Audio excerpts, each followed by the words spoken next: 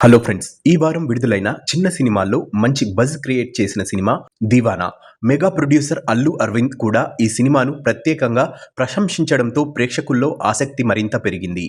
మరి ఈ సినిమా నిజంగా అంత బాగుందా? ఇప్పుడు చూద్దాం. కథ విషయానికి వస్తే, ఓల్డ్ సిటీలో అల్లరచిల్లరగా తిరిగే మున్నా అనే యువకుడి పాత్రలో హర్షిత్ రెడ్డి నటించాడు. ఉద్యోగం లేక సరదాగా తిరిగే అతను అమూల్య అనే అమ్మాయిని ప్రేమిస్తాడు. అయితే ఆమె మాత్రం గవర్నమెంట్ జాబ్ సంపాదిస్తేనే తన ప్రేమ గురించి ఆలోచిస్తానని చెబుతుంది. ఆ తరువాత మున్నా జీవితంలో అనుకోని సంఘటనలు జరుగుతాయి. ప్రేమ, కుటుంబం, బాధ్యతల మధ్య అతని ప్రయాణమే ఈ సినిమా కథ.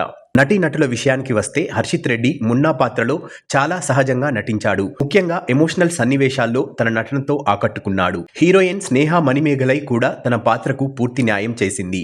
సీనియర్ నటుడు నరేష్, ఝాన్సీ తమ అనుభవంతో పాత్రలకు బలాన్ని చేకూర్చారు. దర్శకుడు శ్రీకాంత్ సంగిశెట్టి మొదట్లో రెగ్యులర్ లవ్ స్టోరీలా కనిపించే కథను ఇంటర్వెల్ దగ్గర ఒక ఆసక్తికరమైన ట్విస్ట్తో మరో స్థాయికి తీసుకువెళ్లాడు. అక్కడి నుండి సినిమా గ్రాఫ్ పెరుగుతూ ప్రేక్షకులను కథలో ఇన్వాల్వ్ చేస్తుంది. ముఖ్యంగా police station scene, family emotions, climax బాగా వర్కౌట్ అయ్యాయి. అయితే కొన్ని మైనస్ పాయింట్స్ కూడా ఉన్నాయి. కొన్ని చోట్ల సినిమాటోగ్రఫీ సాధారణంగా అనిపిస్తుంది.